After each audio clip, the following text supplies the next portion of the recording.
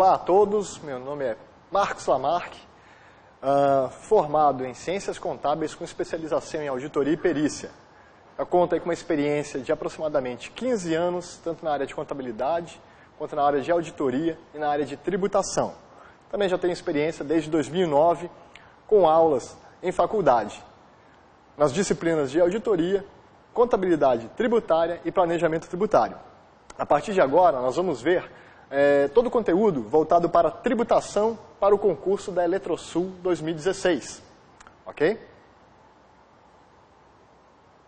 Bom, seguindo o anexo 2 do edital, nós temos aí uma rápida descrição das atribuições básicas dos cargos. Muito bem, o nível superior em administração de empresas será de desenvolver atividades em um ou vários ramos nas diversas áreas funcionais da empresa. Também irão planejar, organizar e supervisionar os serviços técnicos e administrativos, a utilização dos recursos humanos, materiais e financeiros, relações públicas, industriais e outros, estabelecendo princípios, normas e funções para assegurar a correta aplicação na produtividade e eficiência dos referidos serviços. Para isso, nós vamos ter que estudar o conteúdo colocado no edital, que será tributação, princípios fundamentais e efeitos, categorias de tributos, imposto sobre a renda, princípios teóricos. Veremos também imposto geral e parcial, progressividade nominal e efetiva do imposto. Imposto de renda pessoa jurídica, influências do resultado nas empresas sobre a arrecadação, tributação sobre lucro real, presumido e arbitrado, efeitos do imposto sobre as decisões de produção, efeitos da transferência do imposto, imposto sobre mercadorias e serviços, ICMS, princípios, os princípios desse imposto. Imposto sobre valor adicionado, características e vantagens e o imposto predial. Sendo que deste conteúdo, nós teremos, do conteúdo total para o nível, para o cargo de administração de empresas, nós vamos ter 30 questões de conhecimentos específicos. Dentro dessas 30 questões, nós vamos ter também a parte de tributação, ok? A minha previsão é que eu acredito que vai cair de 5 a 6 questões sobre tributação. E quais são os pontos mais importantes da tributação?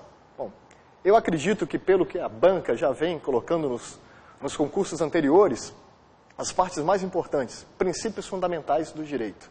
Isso aqui sempre cai questões e acho importantíssimo. Outra questão, imposto sobre a renda, pessoa física e pessoa jurídica. Okay? Pessoa física, com certeza, acredito que é um ponto forte. Imposto de renda pessoa jurídica, tá? Lucro presumido, também um ponto forte. Um último ponto forte em relação ao conteúdo, o imposto sobre valor adicionado. Esse imposto ainda não está em vigor. E por essa característica, acho importante, já que eles colocaram no conteúdo do edital, que vai cair uma questão sobre isso. Ok? Então vamos passar adiante. Conceito de tributo. Antes da gente falar sobre categorias e sobre a tributação propriamente dita, a gente tem que entender tributo, o que veio a ser o tributo. Então, antes de discorrer sobre os princípios que regem o direito tributário, para melhor compreendê-los, faz-se necessário conceituar de forma breve e simples o que é tributo. Então, nós temos lá o Código Tributário Nacional, já estabelecendo: tributo é toda prestação pecuniária, compulsória, em moeda ou cujo valor nela se possa exprimir, que não se constitua sanção de ato ilícito, instituída em lei e cobrada mediante atividade administrativa plenamente vinculada. Muito bem, agora vamos tentar entender melhor o que é este conceito. Ok? Então, é toda prestação pecuniária compulsória. Prestação nesse sentido nada mais é que prestar, realizar, fazer algo em benefício de outrem. Enquanto que pecuniária refere-se a valor financeiro. Vale dizer, em moeda. Então, seria toda prestação de algo que eu faço em recebimento de dinheiro, ok? Refere-se a valor financeiro, em moeda. Por sua vez, a expressão compulsório exprime a ideia de obrigatoriedade. Portanto, prestação pecuniária compulsória é a obrigação de pagar a alguém determinado valor financeiro, em moeda ou cujo valor nela se possa exprimir. Como dito, a prestação do tributo deve ser em pecúnia ou em moeda, no que tange a expressão cujo valor nela se possa exprimir, esta faz menção à dação em pagamento. Todavia, admite-se a dação apenas em casos excepcionais, não sendo, portanto, a regra. Outra característica, né? Que não constitua sanção de ato ilícito. Diferentemente da penalidade, o tributo nunca pode ter como hipótese de incidência um ato ilícito, pois caso tenha seu caráter tributário, deixará de existir, né? Passando então a ser como caráter sancionatário, uma sanção imposta, que o transformará em pena. Vale lembrar que nem por isso uma pessoa que ofere renda por meio de atividade ilícita está desobrigada do pagamento de imposto, ok? Assim, o que importa ao direito tributário é que alguém está oferindo renda. Verificar se a atividade através da qual a renda é oferida é lícita ou não é função apenas do direito penal. Instituída em lei. É proibido estabelecer ou aumentar tributo, senão por meio de lei. Então, não existe tributo que não seja instituído por lei. Ok? Essa regra decorre do princípio da legalidade e encontra-se consubstanciada no artigo 150, inciso 1 da Constituição Federal. Bom, o tributo também vai ser cobrado mediante atividade administrativa plenamente vinculada. Isso quer dizer que a autoridade administrativa não possui discricionariedade para agir. Palavra difícil, né? Ou seja, não tem a liberdade de dizer o objetivo a ser alcançado, a forma a ser observada e sua competência para agir. Isso tudo, então, vai ser estabelecido por lei, e sua atividade está vinculada àquilo que a lei estabelece. Espécies de tributos. Bom, a gente já conceituou tributo. Agora a gente precisa saber quais são as espécies. Nós temos, entre eles, impostos, taxas e contribuições de melhoria. Assim, entende-se que o tributo trata-se de gênero do qual são espécies, os impostos, as taxas e as contribuições de melhoria. Então, dentro do tributo, nós temos espécies. Entre essas espécies, impostos, taxas e contribuições de melhoria. Portanto, as 5 espécies de tributo no Brasil são eles: impostos, taxas, contribuições de melhoria, contribuições sociais e empréstimos compulsórios. Os impostos, portanto, são recursos pagos por pessoas físicas e jurídicas ao Estado e pode ser uma cobrança federal, estadual e municipal. Ou seja, na esfera tributária, nós temos impostos federais, impostos estaduais e impostos municipais, né? Fisco federal, estadual e municipal. São utilizados para cobrir os gastos com saúde, economia, educação, cultura, segurança, entre outros. Além disso, o governo utiliza os impostos para custear obras públicas, como a criação de rodovias, universidades e hospitais. São cobrados em cima do valor do patrimônio e da renda de uma pessoa ou empresa. Então, se eu tenho renda, como pessoa física, eu devo pagar imposto sobre a renda. Da mesma maneira, uma pessoa jurídica vai recolher impostos ao Estado como um todo, desde que aufira receita ou lucro, ok? É por meio do orçamento que o governo decide qual a porcentagem desse valor será destinado para determinada necessidade na sociedade. Exemplos. Bom, impostos de esfera federal. Nós temos, então, imposto de produtos estrangeiros, rendas e proventos de qualquer natureza, entre eles o imposto de renda pessoa física e o imposto de renda pessoa jurídica, produtos industrializados, operações de crédito, câmbio e seguro, ou relativas a títulos ou valores mobiliários, o IOF, propriedade territorial rural. Na esfera estadual, nós temos quais? Entre alguns exemplos: imposto sobre operações relativas à circulação de mercadorias e sobre prestação de serviços, famoso ICMS. Imposto sobre transmissão, causa-mortes e doação. Imposto sobre a propriedade de veículos automotores, o IPVA. Todo ano nós temos que recolher. Imposto municipal. Nós temos entre eles imposto sobre a propriedade predial e territorial urbana, IPTU, também de natureza anual, né? Imposto sobre a transmissão intervivos de bens imóveis e de direitos reais sobre imóveis, ITBI, quando a gente compra um imóvel, ok? Imposto sobre serviços de qualquer natureza, ISS, onde nós temos uma lista praticamente exaustiva, feita pela Lei Complementar 116 de 2003, e qualquer atividade, qualquer serviço que esteja complementado nesta lei, por si só deverá ser recolhido o ISS de acordo com as alíquotas previstas em cada município. Muito bem, outra espécie de tributos são as taxas. Um dos tipos de tributos que incide sobre um serviço público feito para o contribuinte e executado pelo poder público. As taxas não possuem uma base de cálculo específica e são avaliadas de acordo com o serviço realizado. Alguns exemplos de taxas: taxa de iluminação pública, taxa de conservação e limpeza pública, taxa de controle e fiscalização ambiental, taxa de fiscalização de vigilância sanitária, taxa de emissão de documentos, taxa de fiscalização da Comissão de Valores Mobiliários. Contribuições de melhorias ou especiais, ok? Essas contribuições podem ser destacadas como contribuições de melhoria ou especiais. Exemplos de contribuições. Todos nós conhecemos. A nossa contribuição para o INSS, tanto de pessoa física, que é descontado, ok, do nosso salário, da nossa renda, e também o INSS pessoa jurídica, o devido pelas pessoas jurídicas. Fundo de Garantia do Tempo de Serviço, FGTS. Programa de Integração Social, PIS ou PASEP. Contribuição para o Financiamento da Seguridade Social, COFINS. Contribuição Social sobre o Lucro Líquido. Função dos tributos. Em regra, a função do tributo é arrecadar recursos financeiros para o Estado. Só assim o Estado terá valores para poder aplicar para o bem da população como um todo.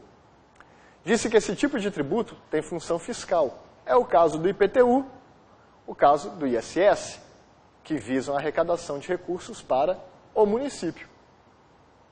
Contudo, há também aqueles tributos que, além de objetivarem a arrecadação financeira, visam intervir na economia privada.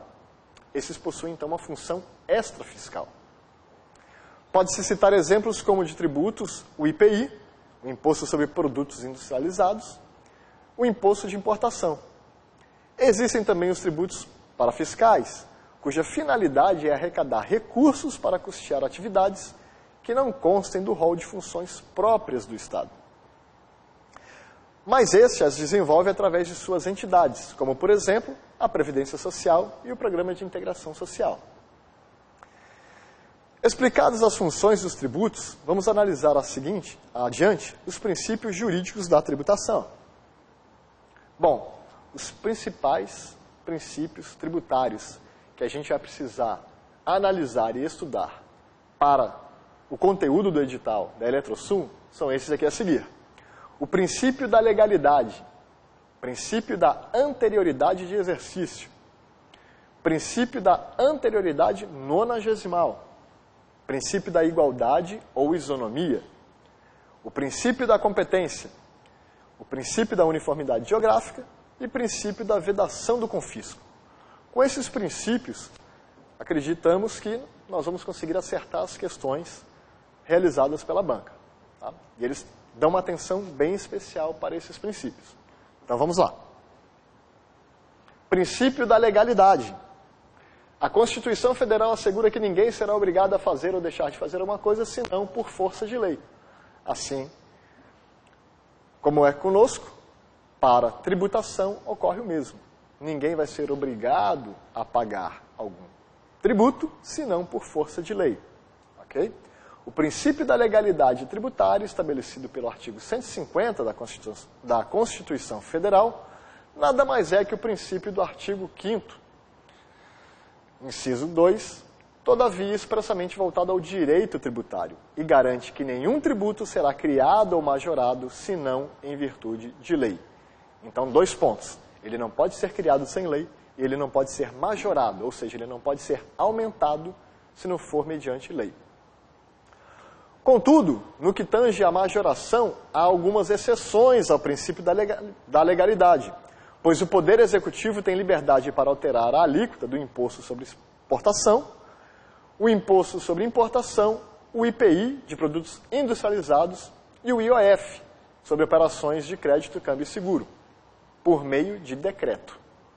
Então, tributos não podem ser criados nem aumentados se não for por lei. Entretanto, a gente tem que ter essa observação quanto a algumas exceções, né, no caso de majoração de alguns impostos que podem ser feitos via decreto. Vale lembrar que a medida provisória tem força de lei e, por isso, pode ser utilizada para realizar quaisquer dos atos previstos nos incisos do artigo 97 do Código Tributário Nacional, desde que aprovada até o final do exercício que foi criada. Okay? Então, você tem uma medida provisória com força de lei. Okay? Ela só vai ter força se ela for aprovada até o final do exercício em que ela foi criada. Princípio da anterioridade de exercício. Então, é proibida a cobrança de tributos que foram criados, que sejam criados, no mesmo exercício financeiro em que haja sido publicada a lei que os instituiu ou aumentou. Então, se eu criei um tributo, ou se eu estou querendo aumentá-lo, né, mediante uma lei em 2016, ela só poderá valer para 2017, porque não pode ser cobrada no mesmo exercício em que seja publicada a lei.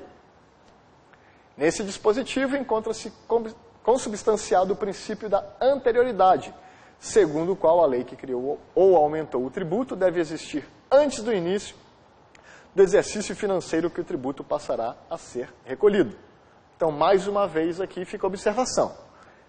Se determinada lei, publicada em 10 de maio de 2010, instituiu um novo tributo, tal tributo não poderá passar a ser recolhido no ano de 2010, mas somente a partir do 1º dia de janeiro de 2011, ou seja, no exercício posterior àquele em que foi publicada a lei que instituiu o tributo. Se fosse para a majoração também de algum tributo, da mesma maneira. A lei publicada num ano, o tributo só passa a valer a sua majoração a partir do ano seguinte. Entretanto, este princípio também comporta algumas exceções, assim como o da legalidade. São elas o imposto de importação, o imposto sobre exportação, o IOF sobre operações financeiras e o imposto sobre produtos industrializados. Também temos lá o imposto extraordinário de guerra e empréstimos compulsórios destinados a atender despesas extraordinárias, que podem ser decorrentes de calamidade pública, de guerra externa ou sua iminência. Então fica aqui também a dica quanto à questão de exceções, que podem ser utilizadas em alguma questão. Ok? Então, exceção do princípio da legalidade e exceção quanto ao princípio da anterioridade de exercício. Bom, nós já vimos o princípio da anterioridade do exercício. Nós também teremos uma outra questão, um outro princípio sobre anterioridade, só que dessa vez nonagesimal, que quer dizer 90 dias. O princípio, então, da anterioridade nonagesimal, também conhecido como princípio da anterioridade mitigada ou mínima, surgiu com o acréscimo da linha C ao artigo 150 da Constituição Federal. E o que ela estabelece? Que não pode ser cobrado tributo antes de decorridos 90 dias da data em que fora publicada a lei, que o instituiu ou aumentou. Ou seja, se determinada lei publicada no dia 27 de dezembro de 2011 instituiu ou está majorando um tributo, o novo tributo ou a majoração passarão a valer somente em 27 de março de 2012, isto é, 90 dias após a publicação da lei. Então, anterioridade nonagesimal. Lei que foi publicada em uma determinada data só poderá valer após 90 dias. Ok? Diferentemente da anterioridade de exercício, no qual eu não posso criar e nem aumentar imposto no mesmo exercício, no mesmo ano. Ok?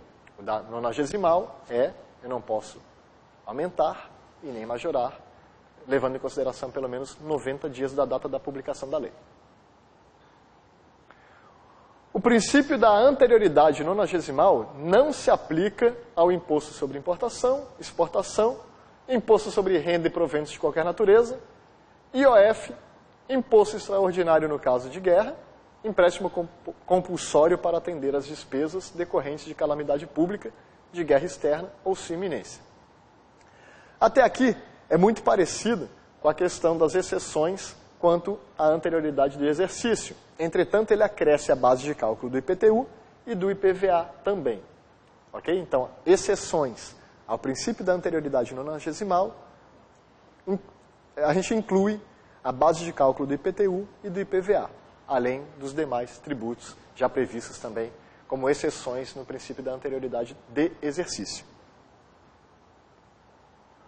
O princípio da igualdade ou isonomia. Isonomia justamente quer dizer igualdade. Esse princípio está consignado no artigo 150, inciso 2 da Constituição Federal. Assegura o quê? Um tratamento uniforme do Estado para com os contribuintes que se encontrem em situação equivalente. Existem algumas situações em que se faz necessário que o Estado trate desigualmente alguns contribuintes, a fim de atender com rigor ao princípio da igualdade. É o caso, por exemplo, do imposto progressivo, ou seja, todos vão pagar o mesmo tipo de imposto. Entretanto, ele vai se tornar progressivo, porque quando eu falo de renda, nem todas as pessoas oferem a mesma renda. Nem todo mundo tem o mesmo salário. Então, o que acontece? Uma pessoa que ganha R$1.000 ou R$2.000 vai ser tributado de uma maneira, sobre uma alíquota. Ele vai pagar menos imposto do que uma pessoa que ganha R$5.000 ou R$10.000. Esta é a questão da progressividade. Ou seja, quem ganha mais, progressivamente paga mais. Desta forma, por mais que pareça contraditório à primeira vista, tratar todos os contribuintes com igualdade não significa, em regra, tratá-los de forma exatamente igual. Princípio da competência. Em nosso país, o poder de tributar é dividido entre seus entes, União, Estados e municípios, que, atendendo aos limites constitucionais e mediante edição de leis, cobram seus respectivos tributos. Essa divisão de poder, devidamente delimitada e normatizada, atribuída a esses entes, restringem sua atividade de tributar a matéria que lhes foi destinada, é chamada de competência tributária. Explicando então de outra forma, competência tributária é o poder impositivo que cada ente possui de cobrar tributos dos contribuintes, obedecendo a determinados limites e parâmetros estabelecidos pela Constituição Federal. Importante ressaltar também que a competência tributária é diferente de capacidade tributária. Esta última, ou seja, capacidade tributária, trata-se da capacidade para figurar como sujeito ativo na relação de tributação, podendo essa capacidade ser atribuída pela Constituição ou por lei infraconstitucional a ente estatal, ok? E exercida através de atos administrativos. Princípio da uniformidade geográfica. Bom, de acordo com esse princípio, é proibido à União, certo? Instituir tributo que não seja uniforme em todo o território nacional, ou que implique distinção ou preferência em relação a Estado, ao Distrito Federal ou a município, em detrimento de outro, admitida a concessão de incentivos fiscais destinados a promover o equilíbrio do desenvolvimento socioeconômico entre as diferentes regiões do país. Portanto, eu não posso ter um imposto, eu não posso ser tributado de uma maneira que esse tributo não seja sobre todo o território nacional. Ok? Então, eu não posso dar preferência em relação a um determinado estado ou uma determinada região do país, e nem a um determinado município. Ocorrem algumas diferenças entre alíquotas de ICMS ou de ISS, de município para município, ok? Mas visando o quê? Concessão de determinados incentivos fiscais destinados a promover o equilíbrio do desenvolvimento socioeconômico entre diferentes regiões do país. Isso pode acontecer. Esse princípio funciona em perfeita harmonia com o princípio da igualdade, na medida em que o legislador constituinte, apesar de proibir a instituição de tributo não uniforme no território nacional, ou que resulte em preferência ou distinção, e admite a concessão de incentivos fiscais a fim de alcançar o equilíbrio socioeconômico do país. Princípio da vedação do confisco. O que seria o confisco?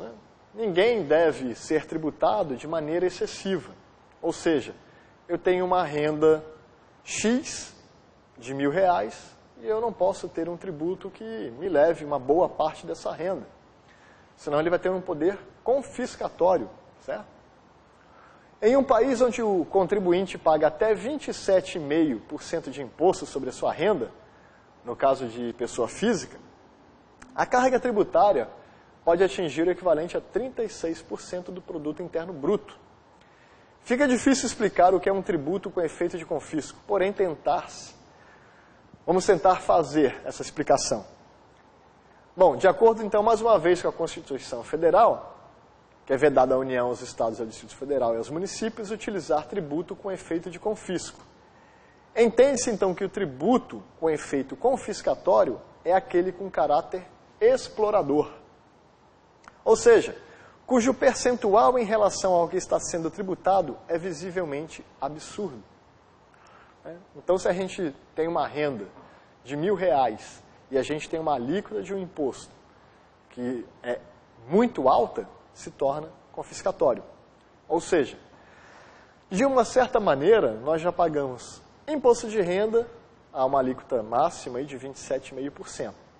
Nós pagamos de forma indireta vários tributos, impostos e contribuições inseridas em várias mercadorias de consumo nosso. Então, de uma certa maneira, no Brasil, a gente pode praticamente afirmar que existe, sim, confisco. Porque nós, consumidores finais, a gente paga toda uma carga tributária que vem em escala.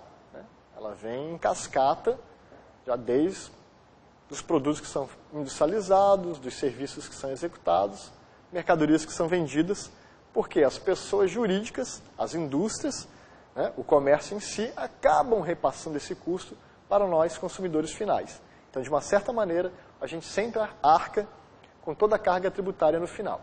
Ok? Bom, vamos a algumas questões sobre os princípios do direito tributário. Nós temos aí a Banca Fundação Carlos Chagas, ano 2013, órgão Tribunal de Justiça. Bom, não são espécies de tributos. Então, de acordo com o que a gente viu até o momento, o que nós tínhamos lá? Quais são as espécies de tributos? Os impostos, as taxas, tarifas públicas e as contribuições de melhoria. Então, nesse caso aqui, o que não está caracterizado como espécie de tributo são as custas processuais. Okay? Aquelas custas que a gente arca quando a gente entra com algum processo, sendo pessoa física ou jurídica. Uma próxima questão. A regra da anterioridade, que veda cobrar tributos no mesmo exercício financeiro em que haja sido publicada a lei, que os instituiu ou aumentou, não se aplica ao quê? Quais eram aquelas exceções ao princípio da anterioridade do exercício? Ok? Vocês estão lembrados? Imposto de importação e exportação. Nessa questão aqui, somente esses dois. Nós temos outros. Nós temos IOF, nós temos o IPI, ok? Mas nessa questão aqui, então, imposto de importação e exportação. Uma outra questão sobre os princípios, De acordo com a Constituição Federal, o princípio nela consagrado e conhecido como princípio da irretroatividade é aquele que veda a cobrança de tributos em relação a quais deles? Fatos geradores ocorridos antes do início da vigência da lei que os houver instituído ou aumentado.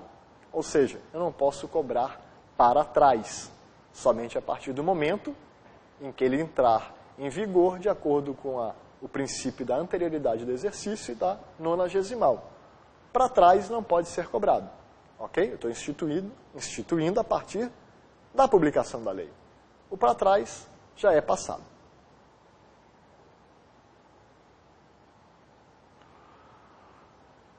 Muito bem, um outro exemplo aqui através de mais uma questão. O imposto A foi instituído por lei, publicada no dia 5 de julho de 2004. E a taxa B foi instituída por lei, publicada no dia 16 de novembro de 2004. Esses tributos já poderiam ser cobrados de acordo com as possibilidades, com as opções, em 2 de janeiro de 2005, para o imposto A, e 15 de janeiro de 2005, né, para a taxa instituída. Ok? Por que isso? Agora a gente vai precisar ir até a Constituição Federal no seu artigo 150. Por quê? Eu só posso cobrar tributos em relação a fatos geradores ocorridos antes do início da vigência da lei, que os houver instituído ou aumentado, né? Aliás, desculpa, eu não posso cobrar tributos em relação a fatos geradores ocorridos antes do início da vigência da lei. E também no mesmo exercício financeiro em que haja sido publicada a lei que os instituiu ou aumentou. Entretanto, também, nós temos aqui o quê? A anterioridade nonagesimal, que são os decorridos, antes de decorridos 90 dias da data em que haja sido publicada a lei que os instituiu ou aumentou. Com base, então, na nova previsão constitucional, a criação ou aumento de tributos deve, de forma prática, se pautar pelo princípio da noventena, cuja determinação estabelece o seguinte regramento geral. Então, princípio da noventena, nonagesimal, 90 dias. Se a lei que cria ou aumenta tributo for publicada até o dia 3 de outubro, a exigibilidade será possível a partir do dia 1º de janeiro do ano seguinte ao da publicação. Por outro enfoque, se a lei for publicada após o dia 4 de outubro e até o dia 31 de dezembro, como regra, a exigibilidade somente será viável depois de decorrido o prazo de 90 dias a contar da data da referida publicação. Ok? Esses são os casos aí que a gente tem que ficar bem ligado para a gente poder acertar essas questões. Importante para essa questão dos princípios, ler o artigo 150 da Constituição Federal. É um artigo importantíssimo aí para essa área de tributação. Mais uma questão, então, para a gente ficar afiado. De acordo com o princípio constitucional da anterioridade, é vedado à União, aos Estados, ao Distrito Federal e aos municípios cobrar tributos no mesmo exercício financeiro em que haja sido publicada a lei, que os instituiu ou aumentou. O referido princípio tributário não se aplica aos impostos sobre... Quais são eles? Da anterioridade do exercício. Nós já vimos isso nos slides anteriores. Então aqui a opção correta é a letra E, né? Importação, exportação, produtos industrializados, operações de crédito, câmbio e seguro. O imposto também extraordinário instituído em caso de guerra ou sua iminência. O princípio da anterioridade, na feição que lhe foi dada pela emenda constitucional número 42 de 2003, aplica-se ao quê? O princípio da anterioridade aplica-se, no caso aqui, às taxas.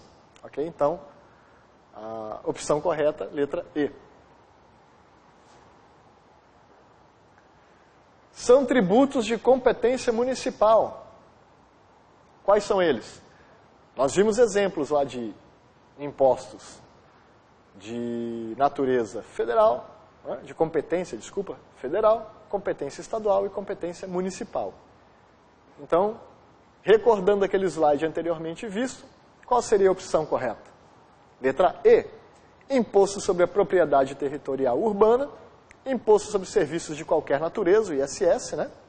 Definidos em lei complementar e não compreendidos na tributação do ICMS, e imposto sobre a transmissão onerosa intervivos de bens imóveis.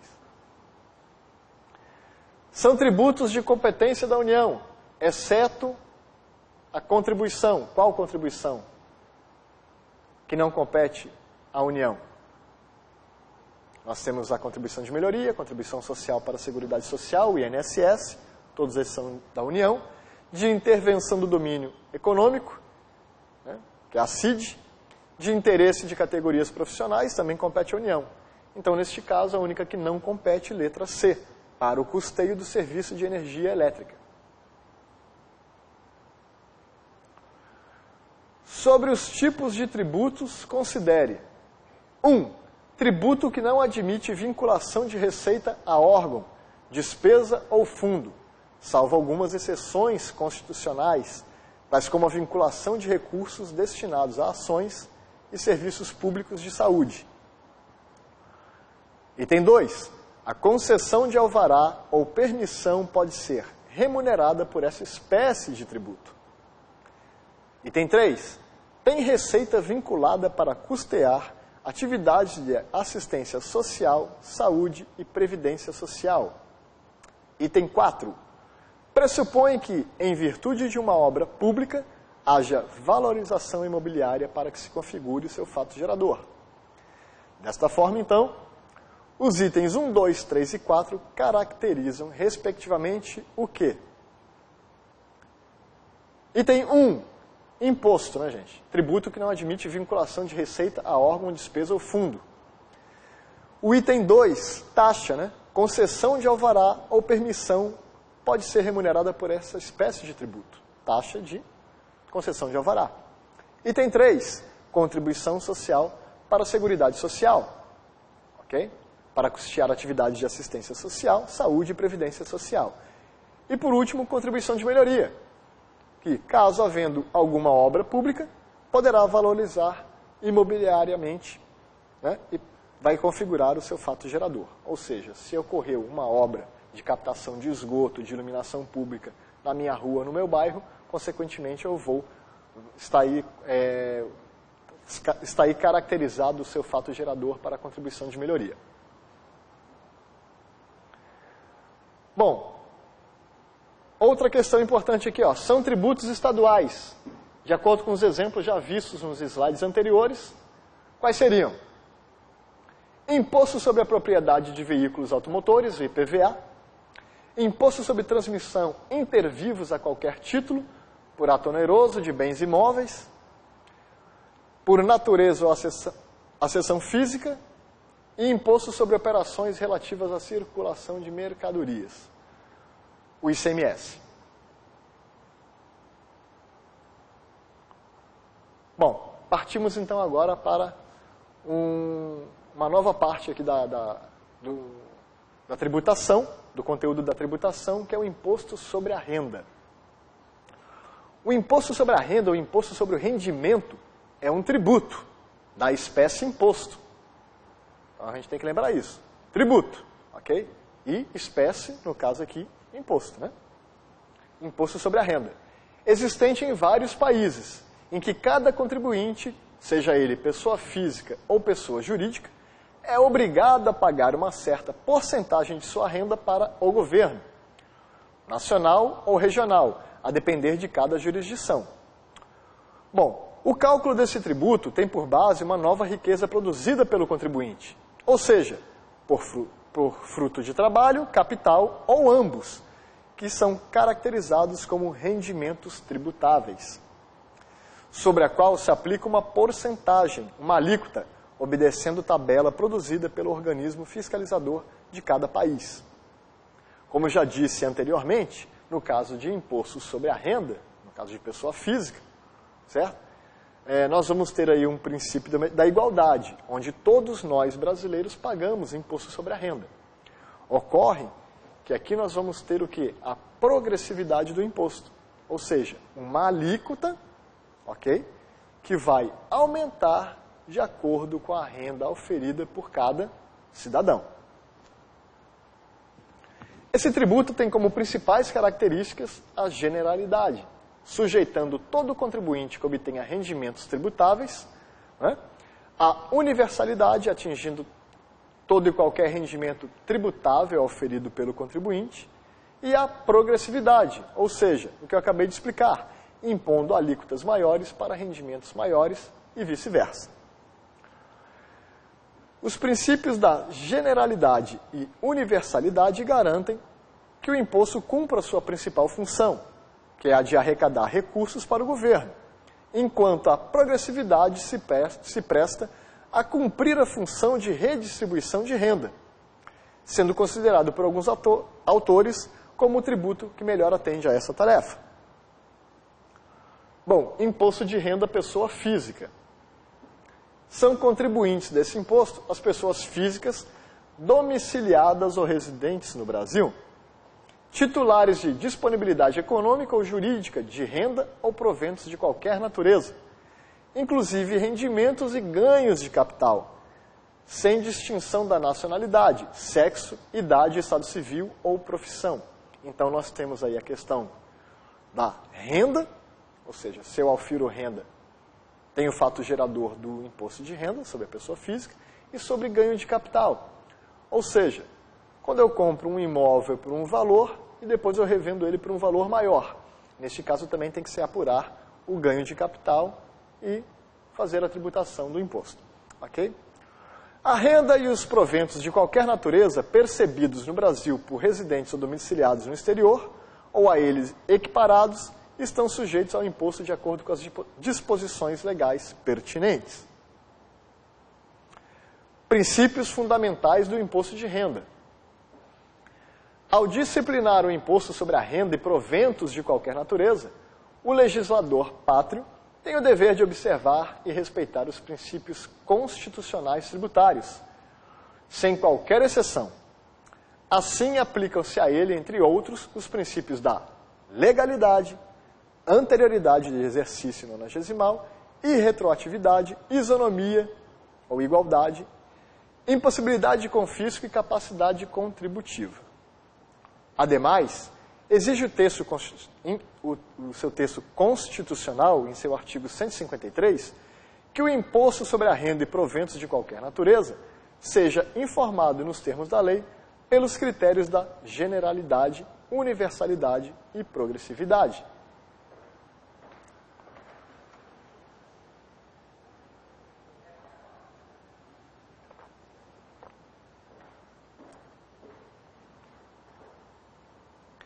Isso significa que o imposto de renda deverá, então, incidir sobre todas as espécies de rendas e proventos de qualquer natureza, auferidos por todas as pessoas, físicas no caso, estamos falando de pessoas físicas, observados os limites da própria competência tributária, que é a universalidade, e que quanto maior o acréscimo de patrimônio, maior deverá ser a alíquota aplicável, no caso, progressividade. Ou seja, então, quanto mais eu tenho acréscimo de patrimônio, ou quanto mais eu aufiro renda, maior vai ser a alíquota que deverá ser utilizada para tributar a minha renda. No mesmo sentido, prescreve a Carta Magna que todas as pessoas físicas ou jurídicas devem contribuir para os cofres públicos a título de imposto de renda. Ou seja, que a tributação deve abarcar, em geral, todos aqueles que auferiram renda ou proventos de qualquer natureza. Ou seja, o imposto sobre a renda ou proventos de qualquer natureza, certo? Tem como fato gerador a renda de pessoas físicas e jurídicas. Tanto pessoa física como jurídica paga imposto sobre a renda no Brasil. Por fim, determina o Constituinte que a tributação do imposto sobre a renda se faça de forma progressiva. Vale dizer, quanto maior a renda, maior a alíquota do imposto. Princípios fundamentais do imposto de renda. Continuando, então.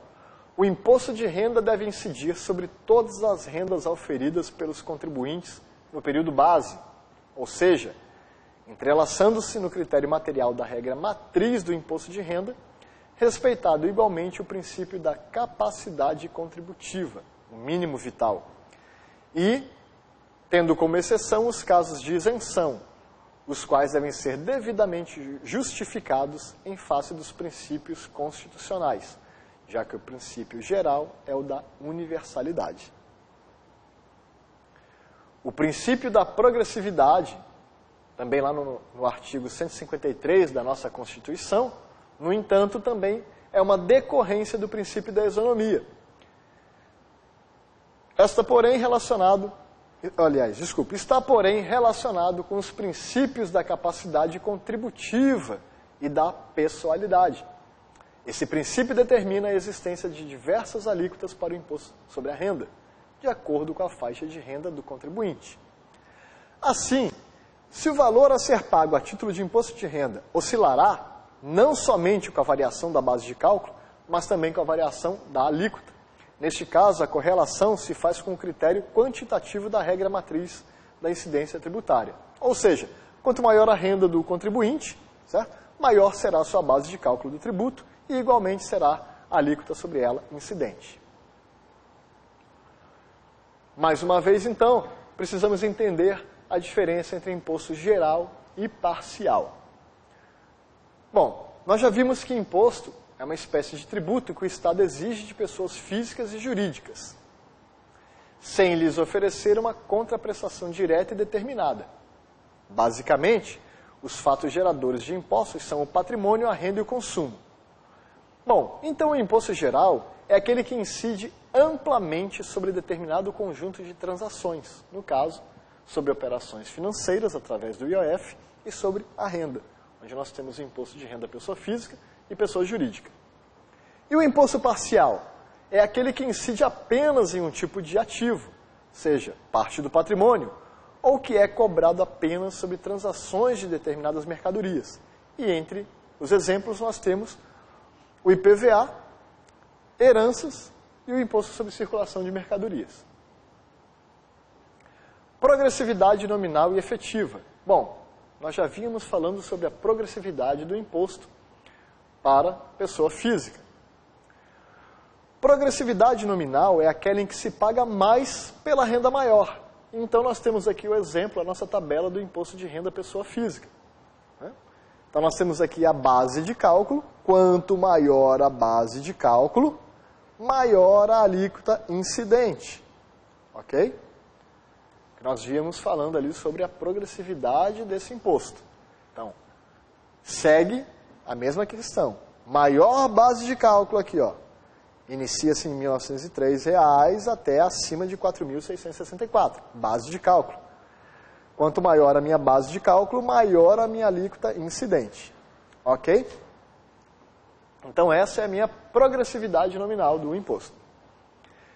E a progressividade efetiva é aquela decorrente da nominal, deduzida por abatimentos permitidos pela legislação do imposto, principalmente relativos a dependentes, despesas com médicos, dentistas e gastos de hospitalização, juros de dívidas pessoais, despesas com educação, aplicações e investimentos.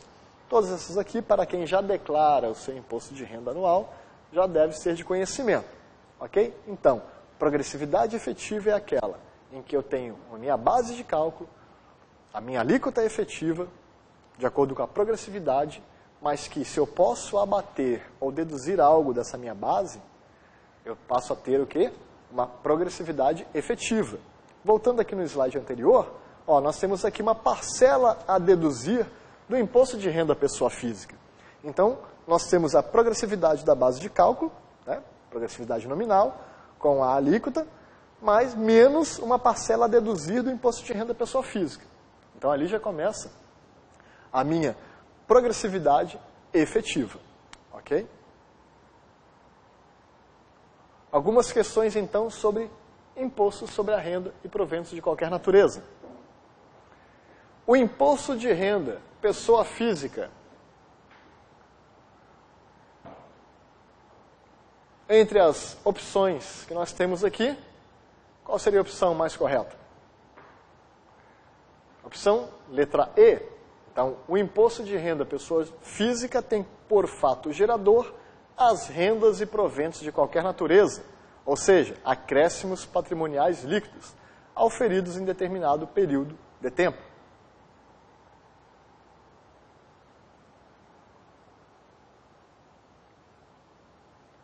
A próxima questão. A progressividade é uma técnica impositiva que em nosso país pode ser utilizada no quê? Importante ressaltar, já respondendo a essa questão, que é a opção letra B, tá? A progressividade é uma técnica que ela pode ser utilizada em impostos federais e municipais. Os impostos estaduais estão de fora. Então, a minha progressividade não alcança impostos estaduais. Então, correta a letra B. Bom, considerando a tabela a seguir fixada para a contribuição social do empregado, considere. Então, aqui nós temos para a questão do salário de contribuição para o INSS, ok? Também de forma progressiva. Item 1. As alíquotas desta contribuição social são seletivas, pois variam de acordo com o salário de contribuição. Item 2. As alíquotas desta contribuição social são progressivas em razão da base de cálculo, que é o salário de contribuição. Item 3. São denominadas ad valorem as alíquotas desta contribuição, pois tem por base o salário de contribuição recebido pelo empregado. Está correto o que se afirma apenas em letra B, 2 e 3. As alíquotas desta contribuição social são progressivas em razão da base de cálculo? Sim. Eu tenho aqui meu salário de contribuição, ela é progressiva tanto na base de cálculo quanto na alíquota. E são também denominadas ad valorem. São alíquotas sobre valor desta contribuição, pois tem por base o salário de contribuição recebido pelo empregado. Ok? Imposto de renda pessoa jurídica. Uma outra questão importante aí do conteúdo do edital. Tá? Então a gente já viu o imposto de renda pessoa física, agora vamos adentrar na questão do imposto de renda pessoa jurídica. Vale ressaltar que dentro do imposto de renda pessoa jurídica nós temos 3 formas de tributação: lucro real, lucro presumido e lucro arbitrado. Analisando a banca, nós podemos verificar que eles dão uma atenção maior para o lucro presumido, principalmente no que tange a questões de alíquota e cálculo do imposto, bem como também da contribuição social. Tá? Para questões relacionadas ao lucro real e arbitrado, estão voltados muito mais para questões teóricas. Tá? Assim que a gente for ver esses conceitos, eu vou elencar os pontos principais de atenção, que eu acredito que eles possam explorar nas questões. Bom, então no imposto de renda pessoa jurídica, são contribuintes deste imposto as pessoas jurídicas e as empresas individuais. As disposições tributárias do imposto de renda aplicam-se a todas as firmas e sociedades, registradas ou não. As empresas públicas e as sociedades de economia mista, bem como suas subsidiárias, são contribuintes nas mesmas condições das demais pessoas jurídicas, previsto em Constituição Federal. As pessoas jurídicas, por opção ou por determinação legal, são tributadas por uma das seguintes formas. Então, nós temos lá o Simples Nacional, nós temos o lucro presumido, o lucro real e o lucro arbitrado. Ok? Bom, como já diz ali em cima, nós podemos observar que eu posso optar ou eu posso ser obrigado a optar por uma dessas formas. Aliás, eu posso ser obrigado a estar numa dessas formas. Né? Então, em algumas situações, eu vou me ver obrigado a estar no lucro real. Determinadas atividades são obrigadas ao lucro real. Não tem como eu optar por uma outra forma. Ok? Dentro do Simples Nacional também, o que vai valer para eu não poder ser optante do Simples, vedações de algumas atividades e principalmente a receita bruta auferida no ano anterior. Ok? A base de cálculo do imposto, determinada segundo a lei vigente na data de ocorrência do fato gerador, é o lucro real, presumido ou arbitrado, correspondente ao período de apuração. Então, mais uma vez, a minha base de cálculo do imposto vai ser sempre o lucro real, presumido ou arbitrado, de acordo, com o período de apuração. Como regra geral, integram a base de cálculo todos os ganhos e rendimentos de capital, qualquer que seja a denominação que lhe seja dada, independentemente também da sua natureza, da espécie ou da existência de título ou contrato escrito. Bastando para isso, que que decorram de ato ou negócio que, pela sua finalidade, tenha os mesmos efeitos do previsto na norma específica de incidência do imposto. Período de apuração. O imposto, pessoa jurídica, será determinado com base no lucro real, presumido ou arbitrado, por períodos de apuração trimestrais, encerrados em 31 de março, em 30 de junho, em 30 de setembro e, por fim, em 31 de dezembro de cada ano calendário. A opção do contribuinte, o lucro real, também pode ser apurada por período anual. Bom, então nós temos lucro real, presumido e arbitrado. Todos os três podendo ter a minha apuração de forma trimestral. Ou seja, a cada trimestre eu faço a minha apuração do imposto devido. Ok? O lucro real, eu posso também apurar, optar, por uma periodicidade anual. Então é o conhecido lucro real anual. Agora o interessante é que no lucro real anual eu posso fazer um recolhimento por estimativa e através de balancete de suspensão e redução. Bom, nós vamos ver isso. Nós vamos conceituar o que é isso? Não, não é necessário. São conceitos básicos que está no nosso edital. Mas eu quero frisar aqui que quando eu tenho lucro real e eu opto pelo lucro real, pela periodicidade anual, eu posso fazer os recolhimentos por estimativa e por balancete de suspensão e redução, gravem somente essas palavras, tá? De forma mensal, tá? Como está aqui no nosso quadro. Tá? Então, o nosso lucro real, a minha periodicidade normal pode ser trimestral, mas eu também posso optar pelo anual. No caso do anual, eu posso ter recolhimentos por estimativa ou através de balancetes de suspensão e redução. Ok? Não nos cabe agora a gente adentrar mais profundamente na questão de estimativa e balancete de suspensão e redução. Mas nesse caso aqui, se a gente se deparar com essa questão aqui, eu posso fazer a opção de recolhimento mensal. Alíquotas e adicional, então, do imposto de renda à pessoa jurídica.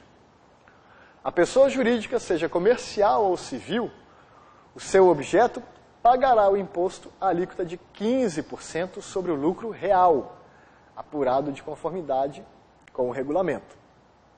O dispositivo neste item aplica-se inclusive à pessoa jurídica que explore atividade rural.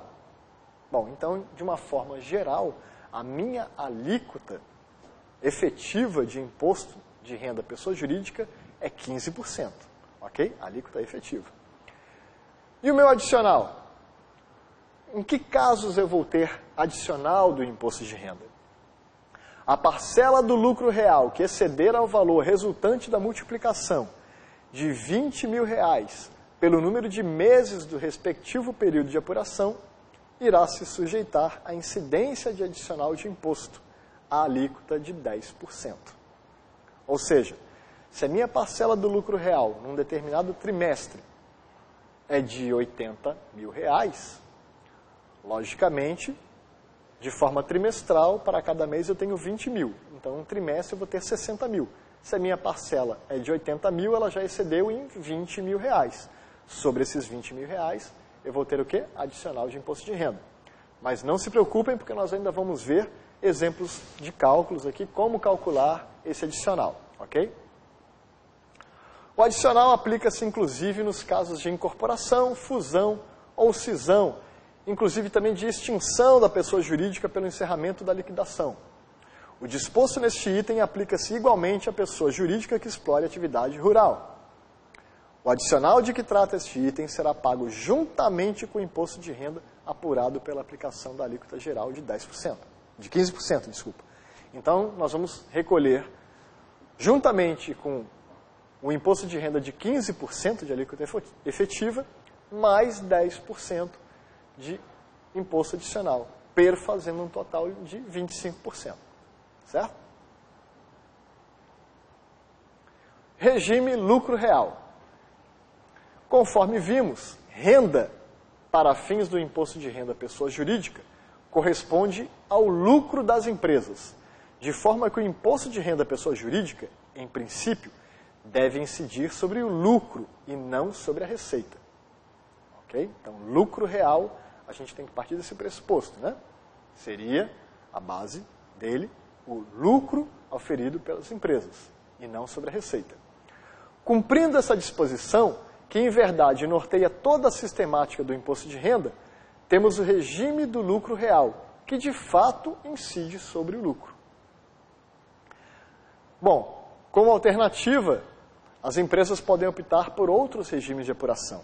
Atualmente, além do lucro real, temos o lucro presumido, o lucro arbitrado e o simples nacional, destinado às micro e pequenas empresas. Então, para quem não conhece, simples nacional, então, somente para as micro e pequenas empresas. Quem pode optar pelo lucro real? De uma forma geral, qualquer empresa pode optar pelo lucro real, por essa forma de tributação, ok? Todas as pessoas jurídicas podem optar pelo lucro real, sendo que algumas delas são obrigadas a esse regime, ficando, portanto, impedidas de optar pelo simples nacional, lucro presumido ou arbitrado. Então, se a minha atividade, ok, ela é obrigada ao lucro real, o meu único caminho é lucro real. Eu não posso ter nenhuma outra opção de tributação, seja ele presumido, arbitrado ou simples nacional. Assim, independentemente de qualquer condição, atividade ou faturamento, todas as empresas podem optar pelo lucro real, lembrando ainda que algumas serão obrigadas. Alguns exemplos de obrigatoriedade ao lucro real. No caso, empresas com faturamento no ano anterior acima de 78 milhões de reais, que é o limite do lucro presumido.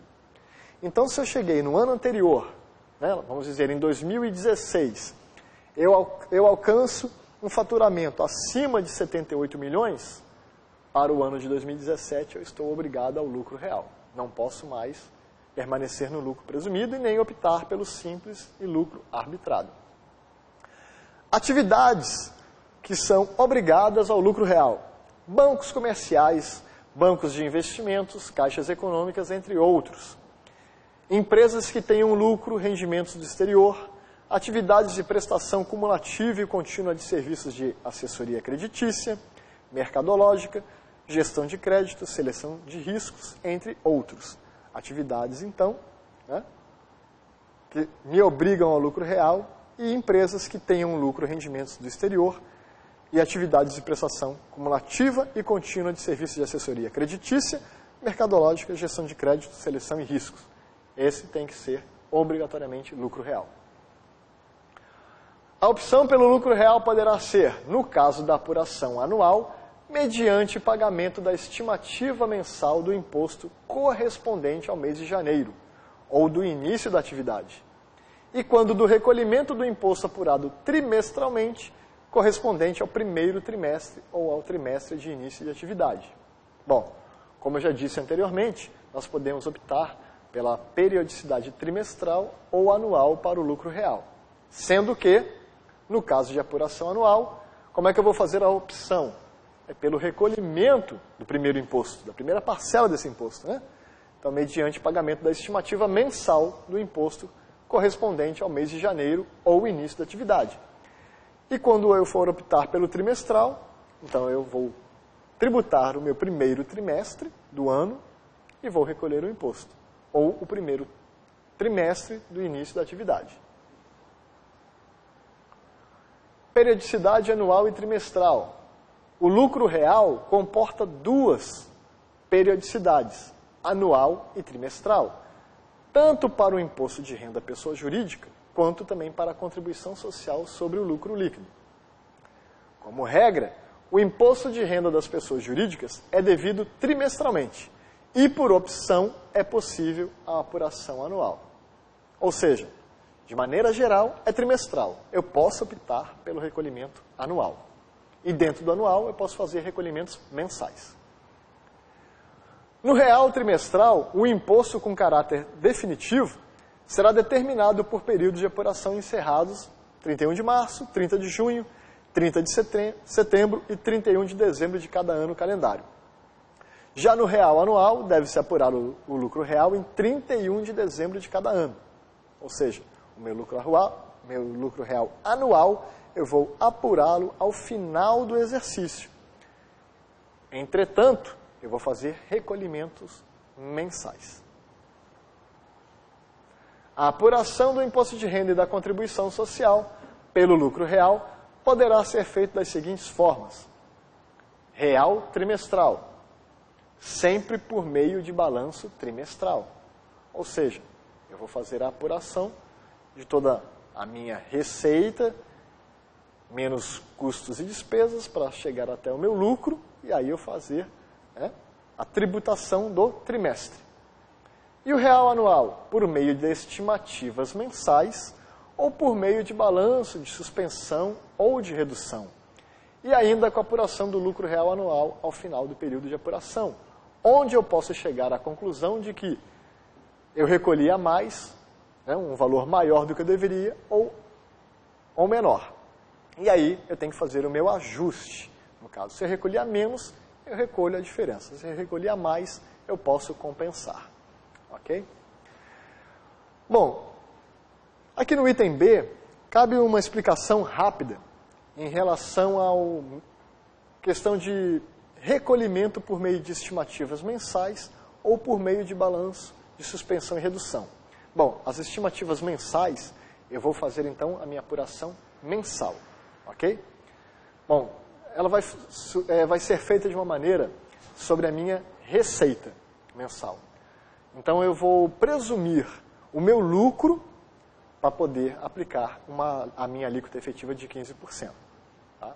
Essa é a chamada estimativa. Eu estou estimando o meu lucro no mês, embora o meu lucro, a minha opção seja lucro real anual.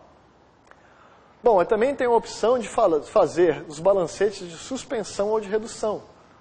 Justamente, é uma antecipação do que vai acontecer ao final do ano. Eu vou apurar o meu lucro real anual, mas eu posso fazer ele por suspensão e redução, de maneira que eu suspenda o valor devido ou eu reduza o valor devido. De que maneira? Eu vou fazer a apuração mensalmente cumulativa. Ok? Então, se eu devi 10 mil no mês de janeiro, no mês de fevereiro, somando todo o meu resultado, eu devo 15 mil. Se eu já recolhi 10 mil em janeiro, eu preciso agora recolher somente 5 para chegar ao montante de 15. Isso é redução. Agora, se eu recolhi em janeiro 10 mil reais e agora eu cheguei com todos os meus resultados, que chega ao meu lucro em fevereiro, e eu preciso recolher 8 mil reais, o que vai acontecer agora? Como eu já recolhi 10 mil em janeiro, eu suspendo o pagamento, porque eu já estou recolhendo, eu já recolhi em janeiro um valor maior do que eu devo cumulativamente em fevereiro. Ok? Então eu vou fazendo cumulativamente, mês a mês, até chegar a dezembro, para fechar o meu lucro real anual. Bom, o fato gerador, então, do lucro real, né? O Código Tributário Nacional determina que o fato gerador do imposto de renda é a aquisição da disponibilidade econômica ou jurídica da renda. Em que pese a polêmica doutrinária que envolve esse termo, podemos afirmar que o imposto passa a ser exigível a partir do momento em que se deu o acréscimo patrimonial, ao ferimento do lucro. Tem que fazer aqui uma pequena ressalva, que no lucro real, o regime de reconhecimento das despesas e receitas deve ser feito pela competência, no período em que ocorrem, independentemente do reflexo no caixa. Então, se eu sou optante ou se eu sou obrigado ao lucro real, o meu regime de reconhecimento, certo? Das minhas despesas e das minhas receitas será sempre pelo princípio da competência. Ou seja, no período em que elas ocorreram, independente do reflexo de caixa. Isso é importante a gente lembrar. Né? Quando a gente for ver lá no lucro presumido, a gente vai ver que lá a gente pode adotar tanto o regime de caixa quanto o regime de competência. Mas no lucro real, somente competência. Bom, falando ainda sobre a base de cálculo do imposto de renda e da contribuição social, o elemento mais complexo da apuração do lucro real é a base de cálculo do imposto e da própria contribuição. Em linhas gerais, podemos dizer que a base de cálculo do imposto de renda corresponderá ao lucro líquido do período, o lucro contábil, que é o quê? as minhas receitas, né, de uma maneira geral, receitas menos custos e despesas. Eu vou chegar ao meu lucro, né, antes do imposto de renda e contribuição. Agora, no lucro real, ele também poderá ser ajustado pelas adições e exclusões e compensações determinadas e autorizadas pela legislação do imposto de renda. Nesse caso aqui, como a gente vê apenas conceitos mais básicos do lucro real e a gente não vai entrar propriamente no cálculo do lucro real, porque seria uma coisa que demandaria muito tempo e para a gente ter um conhecimento razoável das técnicas de apuração, eu acredito, tá, que no caso da banca, eles vão explorar muito mais o conteúdo teórico do lucro real. Então nós sabemos que os pontos principais é a periodicidade, as formas de opção da tributação da pessoa jurídica, e o que eles ainda podem utilizar aqui é justamente essa base de cálculo, que ela vai corresponder ao lucro líquido ajustado pelas adições e exclusões e algumas compensações autorizadas pela legislação. Mas a gente não vai entrar no cerne de quais são as adições e quais são as exclusões permitidas pela legislação, ok? Então, basta a gente saber aqui que ele pode ser ajustado por adições, exclusões e compensações, tá, autorizadas pela legislação do imposto de renda. A base de cálculo da contribuição social é o valor do lucro do período, também de forma trimestral ou anual, antes da provisão para o imposto de renda, e ajustado também da mesma forma por adições e exclusões. Resultado ajustado. Alíquotas. Alíquota do imposto de renda pessoa jurídica. Nós já falamos que a alíquota geral, 15%. Sobre a base de cálculo apurada, segundo as formas acima explicitadas, aplicaremos a alíquota de 15%. Contudo, além desta, temos o adicional. Além da alíquota de 15%, é devido o adicional do imposto de renda, a alíquota de 10%, sobre a parcela da base de cálculo que exceder a R$20 mil por mês. Então, assim teremos a aplicação da alíquota de 15% sobre o total da base de cálculo, mas aplicação da alíquota de 10% sobre o que exceder a R$20 mil por mês ou R$60 mil por trimestre, dependendo da periodicidade optada.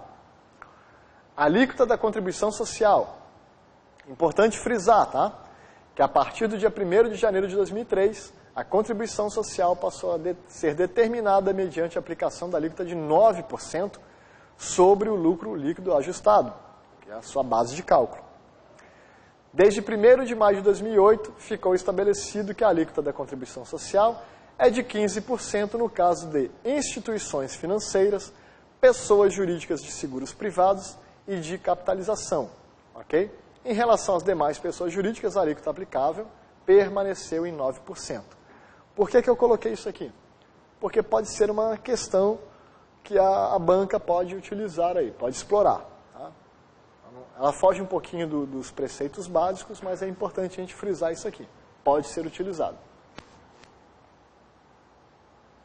Deduções e compensações.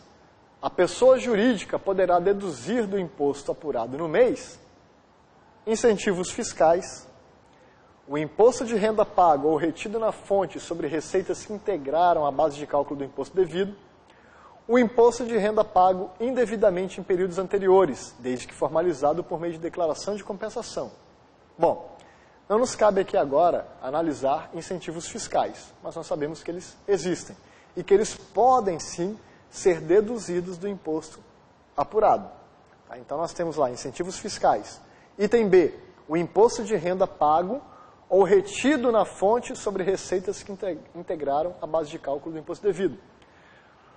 Sobre serviços prestados, pessoa jurídica, normalmente existe um rol de serviços onde há retenção de impostos por parte do contratante, ok? Então, quem está contratando o meu serviço retém uma parcela desse imposto do valor que eu vou receber. Então, eu vou receber um valor líquido, né, deduzido essas retenções entre pessoas jurídicas e pessoas jurídicas. Ok, foi retido do meu serviço de R$1.000, a título de exemplo, R$15 de imposto. depois eu posso utilizar esses R$15 retidos para deduzir do meu imposto. Ok? Bom, quando eu presto serviços ou eu vendo mercadorias para órgãos públicos, autarquias e etc., também normalmente existem retenções desses órgãos federais quanto aos meus serviços ou mercadorias cedidos a eles. Ok?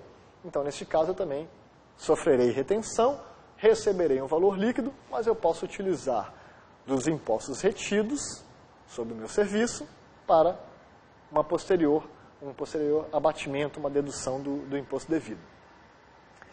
Bom, no caso de levantamento de balanço, eu também posso deduzir os seguintes itens. Tá? O imposto pago no exterior até 31 de janeiro do ano calendário subsequente, relativo a lucros disponibilizados, rendimentos e ganhos de capital auferidos no exterior, durante o ano calendário, computados no balanço ou balancete de suspensão ou redução do mês de dezembro do ano calendário. E um outro item que é o valor do imposto de renda devido em meses anteriores do ano calendário, apurado sobre a base de cálculo estimada ou com base em balanço ou balancete de suspensão e redução. Faço aqui um pequeno adendo porque eu esqueci de falar sobre o item C, né, nas suas deduções. Então, aí também, além de deduzir os impostos retidos sobre os meus serviços, ok? Eu também posso deduzir o imposto de renda pago indevidamente, né, em valor indevido ou em valor superior ao devido, em períodos anteriores. Para isso, eu preciso formalizar o quê? Uma declaração de compensação ao fisco. Eu tenho que informar ao fisco que eu estou compensando um valor que indevidamente eu recolhi ou que eu recolhi em valor maior. Então, se eu devia R$1.000 e eu recolhi 1.500 indevidamente, eu tenho o direito de me compensar desses R$500 recolhidos indevidamente. Ok? Ou se eu recolhi um valor indevidamente, seja ele de qualquer valor, eu também posso me compensar. Entretanto, para isso, eu tenho que formalizar para com o fisco através de uma declaração de compensação. Ok? Então, pessoal, esta foi a aula sobre tributação. Daremos seguimento ao conteúdo na próxima aula. Até lá!